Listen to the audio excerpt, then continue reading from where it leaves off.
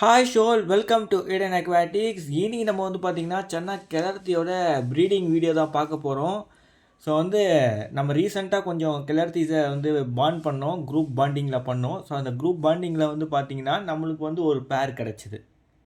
So அந்த பேரை வந்து பார்த்திங்கன்னா என்னோடய ஸ்டுவார்ட்டி டேங்க்கில் டிவைடரை யூஸ் பண்ணி நான் பிரித்து தனியாக வச்சுருந்தேன். ஸோ அது வந்து பார்த்திங்கன்னா ப்ரீட் ஆனதே எனக்கு தெரியலை, அது எக்ஸு வச்சதும் எனக்கு தெரியல. ஸோ ஒரு 2-3 நாளாக வந்து மெயில் வந்து பார்த்திங்கன்னா சாப்பிடவே இல்லை எதுவுமே. ஸோ எனக்கு ஏதோ இவனுக்கு ஏதோ ப்ராப்ளம் வந்துச்சு, அதனால தான் சாப்பிடல அப்படின்னு நான் நினச்சிட்டு இருந்தேன். பட் ரீசன் அது இல்லை, அவன் வாயில் எக்ஸ் இருந்திருக்கு, அதனால தான் அவன் சாப்பிடவே இல்லை. ஸோ வந்து பார்த்திங்கன்னா அந்த எக்ஸ் எல்லாம் இப்போ ஹேட்ச் ஆகி அந்த குட்டிலாம் வந்து அப்படியே மிதக்குது, ரொம்ப பொடிசாக இருக்குது அந்த குட்டி. ஸோ அதெல்லாம் வந்து வாயில் பிடிச்சி எடுத்துகிட்டு போயிட்டு அங்கே அவன் பின்னாடி டேங்க் கார்னர்ஸில் வச்சுக்கிட்டு இருக்கான்.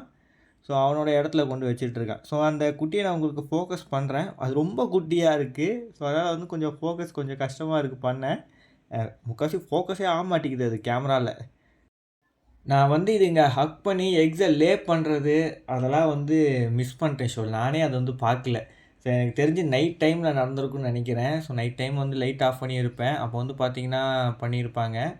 ஸோ அந்த டைம் தான் நடந்திருக்கும், இல்லாட்டி விடியங்காலில் நடந்திருக்கலாம். பட் எப்போன்னு தெரியல. ஸோ லைட் ஆஃப் பண்ணுற கேப்பில் பண்ணிட்டானுங்க.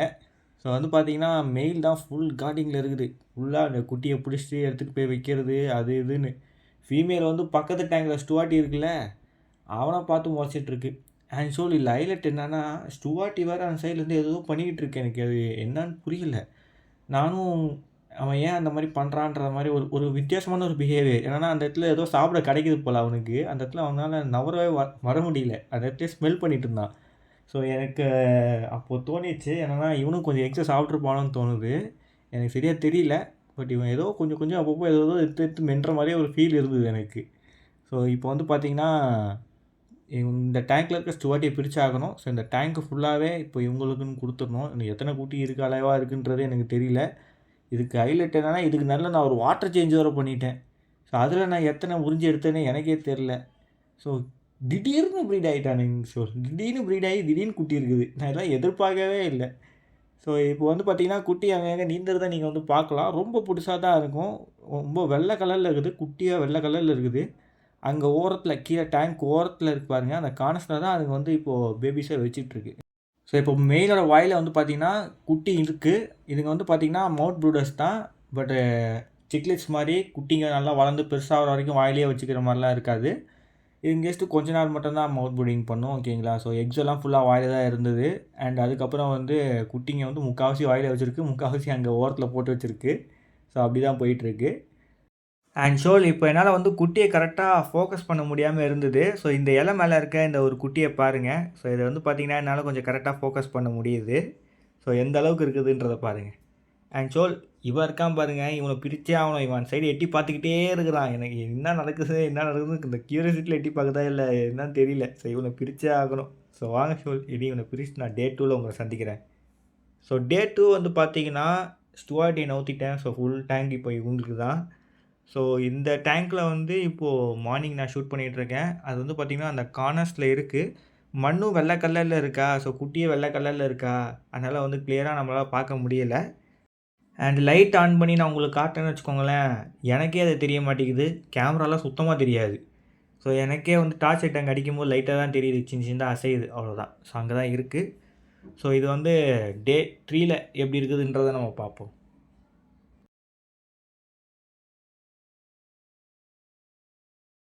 டே 3. ஸோ டே 3ல் வந்து பார்த்திங்கன்னா என்னால் அந்த குட்டிங்களை வந்து கேமராவில் ரெக்கார்ட் பண்ண முடியுது. ஸோ வந்து இவெல்லாம் வெள்ளையாக இருந்தது, அதனால் வந்து நம்மளுக்கு அதால் பார்க்கவே முடியல. இப்போ லைட்டாக கொஞ்சம் கருப்பு கலர் அதுக்கு உடம்புல வருதா, ஸோ அதனால் வந்து நம்ம கேமராவில் அதை ரெக்கார்ட் பண்ண முடியுது. ஸோ உங்களுக்கு அதை பார்த்தா தெரியும்னு நினைக்கிறேன். அந்த டேங்க் கார்னர்ஸில் இருக்குது பாருங்கள், அதுதான். ஸோ இப்போ வந்து லைட்டாக கொஞ்சம் கருப்பாயிருச்சு. ஸோ அதனால் நம்மளுக்கு கொஞ்சம் விசிபிளாக தெரியுது. நானும் ரொம்ப டிஸ்டர்ப் பண்ண வேணான்னு பார்க்குறேன். ஏன்னா சன்னாஸை வந்து பேபிஸ் இருக்கும்போது நம்ம அதை ரொம்ப டிஸ்டர்ப் பண்ணக்கூடாது. அதுங்க ரொம்ப இதாகும். ஸோ சன்னாஸ் வந்து பார்த்திங்கன்னா ரொம்ப ரொம்ப காட் பண்ணுவாங்க.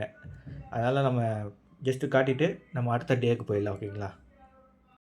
ஸோ இதுதான் வந்து டே 4. ஸோ நான் வந்து குட்டி எப்போவுமே டாப் வியூவில் தான் வீடியோ எடுத்துகிட்ருக்கேன். ஸோ கொஞ்சம் சைடில் வச்சு உன்னை வீடியோ எடுத்து பார்ப்போம். ஏன்னா எனக்கே வந்து அது கிட்ட வச்சு பார்க்கணுன்னு ஆசையாக தான் இருக்குது. இது டேங்கோட அந்த கார்னரில் இருக்கனால கொஞ்சம் கை அப்படி இப்படி ஆடிக்கிட்டே இருக்கும் ஓகேங்களா. ஏன்னா அது வரைக்கும் ஃபோனை விட்டு வச்சு பிடிச்சி வச்சுருக்கேன். அப்பப்போ கொஞ்சம் அவுட் ஆஃப் ஃபோக்கஸ்க்கான ஆகுறதுக்கான வாய்ப்பு இருக்குது. ஸோ வந்து பார்த்திங்கன்னா ரொம்ப புதுசாக இருக்கானுங்க ஷோல், ரொம்ப புதுசாக இருக்கானுங்க. மெயில் அதுக்கிட்டே தான் இருக்குது. ஃபீமேல் வந்து பார்த்திங்கன்னா சுற்றி சரௌண்டிங்கில் கார்டிங்லே தான் இருக்குது. மெயில் அந்த குட்டிக்கிட்ட இருக்க கார்டிங் தான் ஓகேங்களா. தண்ணியில் எப்போ ஏதாவது ஃபீடு போடுறேன்னு வச்சுக்கோங்களேன் ஃபிஷ்ஷுக்கு, இந்த டைம் நான் சென்னாக்கு ஃபீட் பண்ணிட்டு தான் இருக்கேன். ஸோ நீங்கள் ஃபீட் பண்ணலாம், அதில் எந்த பிரச்சனையும் இல்லை. நான் ஃபீட் போடுறேன்னு வச்சுக்கோங்களேன், ஃபஸ்ட்டு ஃபீமேல் தான் அடிக்குது, அதுக்கப்புறம் தான் மெயில் வந்து சாப்பிடுது. ஸோ பாருங்கள் எப்படி இருக்குதுன்றத. டே 5. ஸோ குட்டி வந்து பார்த்தீங்கன்னா கொஞ்சம் லைட்டாக அப்படி இப்படி நீந்த ஆரம்பிக்குது. ஸோ ரொம்பலாம் இல்லை, அப்படி இப்படி கொஞ்சம் கொஞ்சம் நீந்த ஆரம்பிக்குது. அண்டு மெயில் வந்து பார்த்தீங்கன்னா வாயில் பிடிச்சி அங்கே இங்கேன்னு நவுத்திக்கிட்டே இருக்குது குட்டியை. அண்ட் ஸோ இதில் இன்னொரு விஷயம் என்னென்னா, இந்த மீன்களில் வந்து நான் அந்த பேடிஸ் இருக்குது பாருங்கள், அந்த பேடிஸ் வந்து டேங்க்கில் விட்டு வச்சுருந்தேன், ஸ்கார்லட் பேடிஸ். அதுங்க என்னென்னா ரொம்ப குட்டியான மீன், அதுங்க இந்த ராக்ஸோட ஹோல்லெல்லாம் போய் மறைஞ்சிக்கும். ஸோ அது வந்து பின்னாடி இருக்க அந்த ராக் ஹோல்லெல்லாம் கொஞ்சம் பெரிய ஹோல்லாம் இருக்குது, அந்த ஹோல்லெல்லாம் போய் மறைஞ்சிட்ருக்கு. இந்த குட்டிங்களும் பார்த்திங்கன்னா அந்த ஹோலுக்குள்ளெல்லாம் போய் எல்லாம் போயிட்டு வருது. அந்த குட்டிங்க ஹோல்குள்ளெல்லாம் போய் மாட்டிக்குது வேறு. எனக்கு என்னடா இது இது இந்த மாதிரி ஒரு ராக்கில் மாதிரி வாங்கி போட்டேன், இப்போ தான் ஃபீல் பண்ணுறேன். ஏன்னா நான் வந்து பெனிஃபிஷியல் பாக்டீரியா க்ரோ ஆகணும் தான் இந்த ராக்கை வாங்கி போட்டேன். ஸோ இப்போ ஏன்டா போட்டேன்னு ஃபீல் ஆகுது, ஏன்னா இந்த குட்டிங்க இருக்கிறனால. இதுக்கு வேறு ராக்குள்ளெல்லாம் போயிட்டு விளையாடிட்டு இருக்குது. பட் சில குட்டி போயிட்டு உள்ளேருந்து வெளியே வந்துடுது, சில தான் உள்ளே போயிட்டு வெளியே வருதானே தெரில எனக்கு. அண்ட் ஸ்கார்லட் பேடிஸ் வேறு இதுங்களெல்லாம் ஹண்ட் பண்ணிகிட்ருக்கு இந்த குட்டி குட்டி மீன்களை. ஸோ பேரண்ட் வந்து அந்த ஸ்கார்லட் பேடிஸ் வெளியே வந்துச்சுன்னு வச்சுக்கோங்களேன், போட்டு துரத்துது. பட் அதுங்க டக்குன்னு போய் அந்த ராக் உள்ளே போய் உக்காந்துது. ஸோ இதுங்களால் பிடிக்க முடியல, பட் கண்டிப்பாக பிடிச்சிருவாங்க. ஸோ வாங்க நம்ம இனி நெக்ஸ்ட் டே என்ன ஆயிடுச்சுன்றதை பார்ப்போம். டே 6 குட்டிங்களை இடம் மாற்றிக்கிட்டே இருக்குது. ஒன்று அந்த சைடில் வைக்கிது, இல்லை இந்த சைடில் வைக்கிது, இல்லை நடுவில் வைக்கிது. பாட்டுன்னு இடம் மாற்றிக்கிட்டே இருக்கான். அதுக்கு வந்து எங்கே தான் சேஃப்டியான ஒரு இடம் கிடைக்குன்ற மாதிரி இருக்கான் போல் அவன். ஸோ வந்து பாருங்கள், வாயில் எடுத்துகிட்டு போயிட்டு அந்த இடத்துல கில்ஸ் வழியாகவே வெளியே விட்டுருது எல்லா குட்டியும். இப்போதைக்கு அந்த ஃபென்ஸ் வச்சுருக்கேன் பாருங்கள், டிவைட்ரு, அந்த பிளாஸ்டிக் ஃபென்ஸ், அதுக்கு பின்னாடி தான் போய் போட்டுக்கிட்டு இருக்கேன் இப்போ குட்டியை. ஒன்று பிடிச்சி இவனும் போய் பிடிச்சி போடுறான். அதுங்க அங்கேருந்து நீந்தி வெளியே வந்துடுது. ஸோ திருப்பி பிடிச்சி போடுறான். அது வந்து பார்க்க ரொம்ப அழகாக இருக்குது. அண்ட் ஃபுல்லாக மெயில் தான் கஷ்டப்படுது, ஃபீமேல் ஜாலியாக இருக்குது. ஃபுல்லாக கார்டிங்கில் தான் ஃபீமேலு. எது வந்தாலும் எது தண்ணியை ஒரு சொட்டு ஊற்றுறாலுமே அந்த தண்ணியை போட்டு அட்டாக் பண்ணுறானுங்க. ஸோ அந்த அளவுக்கு இருக்குது ஃபீமேலு. மெயில் வந்து பார்த்திங்கன்னா ஃபுல்லாக அந்த குட்டியை கார்ட் பண்ணுறது, குட்டியை கேர் பண்ணுறது, அதான் பண்ணுது. ரொம்ப நல்லாயிருக்கு இது வந்து பார்க்கும்போதே. டே 7 குட்டிங்க இப்போ பார்க்க எப்படி இருக்குதுன்றதை நீங்கள் பார்த்துட்ருக்கீங்க. ஸோ ஆக்சுவலி இப்போ வந்து பார்த்தீங்கன்னா பேரண்ட் வந்து அன்ஃபர்டிலைஸ் எக்ஸ் இருக்கும் பாருங்கள், அதை ரிலீஸ் பண்ணி தான் அதுங்க வந்து அதோட குட்டிங்களை வந்து ஃபீட் பண்ணும். ஸோ இதுக்கு நல்லா நம்ம ஃபீட் பண்ணோன்னெலாம் இல்லை. நான் வந்து பார்த்திங்கன்னா ஆர்டிமியா ஆட்ச் பண்ணியிருக்கேன். ஸோ அந்த ஆர்டிமியா வந்து பார்த்திங்கன்னா கொஞ்சம் நான் வந்து ஃபீட் பண்ணுறேன். பட் என்னென்னா அது எடுக்க மாட்டேங்குது அந்த ஆர்டிமியாவை. முக்கால்வாசி அதுங்க வந்து சும்மா நீந்திட்டு தான் இருக்குது டேங்க்கில். ஸோ அதுங்க எடுக்கவே மாட்டேங்குது ஆர்டிமியாவை. எனக்கு தெரிஞ்சு பேரண்ட்டோட எக்ஸோ தான் இதுங்க எடுக்கும் போல், ஆர்டிமியாவை இப்போதைக்கு எடுக்காது போல். பட் ஆனாலும் நான் போட்டு தான் இருக்கேன். ஸோ அது வந்து எடுக்குதா இல்லையான்றதான் தெரில. பட் ஃபீமேல் அப்பப்போ குட்டிங்கிட்ட போயிட்டு கொஞ்சம் அன்ஃபர்டிலைஸ் எக்ஸ் எல்லாம் வந்து ரிலீஸ் பண்ணிடும். ஸோ பண்ணி விட்டு வந்துடும்.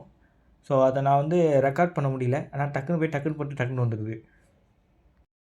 டே 8 வந்து பார்த்திங்கன்னா குட்டிங்க எல்லாம் வந்து மேலே வந்துருச்சு. ஸோ வந்து முக்கால்வாசி இவ்வளோ நாள் வந்து பார்த்திங்கன்னா கீழே தான் இருக்கும். ஸோ தண்ணிக்குள்ளே இருக்க ஆக்சிஜனை தான் வந்து அதுங்க வந்து சுவாசிச்சுட்ருக்கோம்.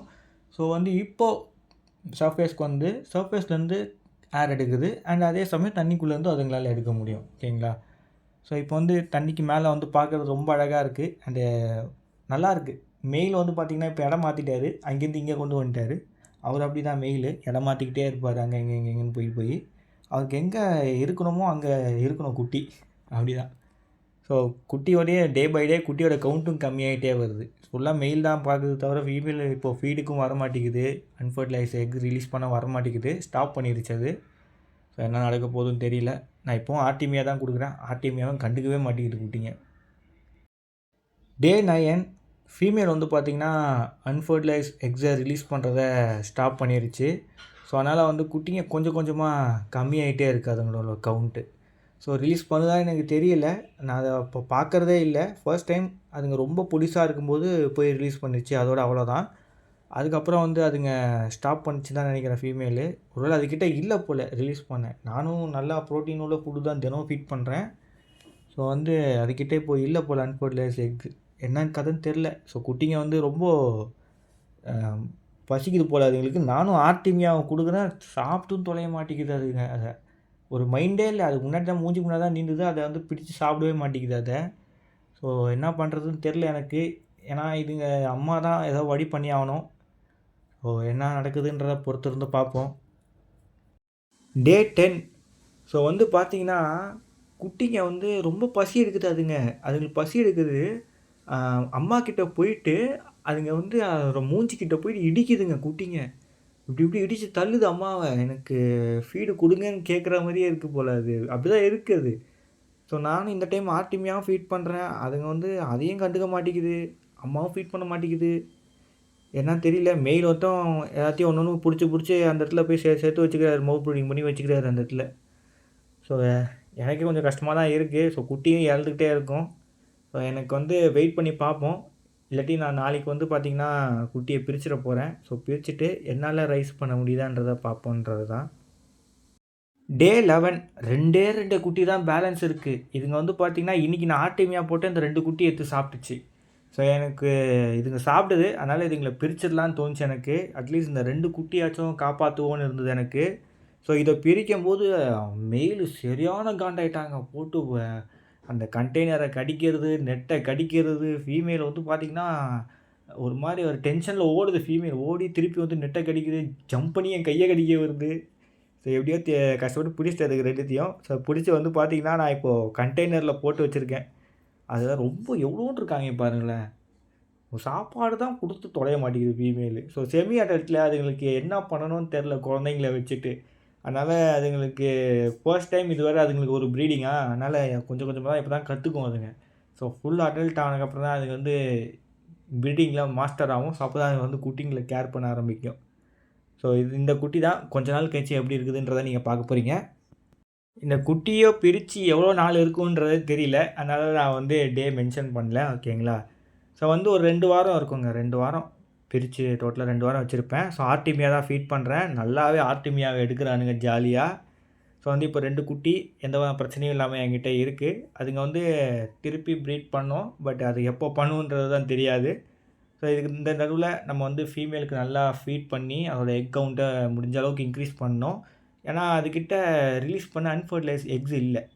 ஸோ வந்து அதனால தான் இந்த குட்டிங்கள்லாம் இறந்து போயிடுச்சு. ஸோ இப்போ நம்ம நல்ல ப்ரோட்டீன் சத்து உள்ள ஃபுட்டை கொடுக்க ஆரம்பிக்கும் போது அதுக்கு வந்து அன்ஃபர்டிலைஸ் எக்ஸ் இருக்கும் ரிலீஸ் பண்ண. ஸோ அதனால் வந்து நம்ம நல்லாவே ஃபீமேலுக்கு ஃபீட் பண்ணி நல்லா சும்மா குஜிட்டிக்காக வச்சுக்கணும். ஸோ இனி ப்ரீடிங் வந்து கொஞ்சம் லேட் ஆகும். ஏன்னா இதுங்க அடிக்கடிக்கு ப்ரீட் பண்ணுற மீன் கிடையாது. இயர்லி ஒன்ஸோ இல்லை 2 டைம்ஸோ தான் ப்ரீட் பண்ணும். ஸோ இனி வெயிட் பண்ணுவோம் ஷோர் நெக்ஸ்ட் ப்ரீடிங்க்கு. ஸோ மறக்காமல் like, share, subscribe. See you next video. Bye bye.